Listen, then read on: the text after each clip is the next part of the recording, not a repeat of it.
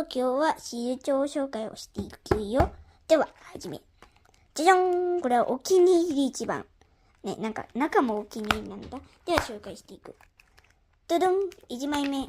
もう大好きお尻。プニプニプニ。こういう感じです。これは一番最初に買ったやつかな。だから1ページ目。これはちょっとね、ここは貼りたてなんで。まあ、ここは貼った。でもこれはタイルシールたちもらった。これは入れた。これも入れた。これラブブ。またラブブ。お母さんが結構ラブブを買うタイプなんで。で、これが、なんだっけ大田代、私。これ結構大好きすぎなんですよ。じゃあ、次のページ。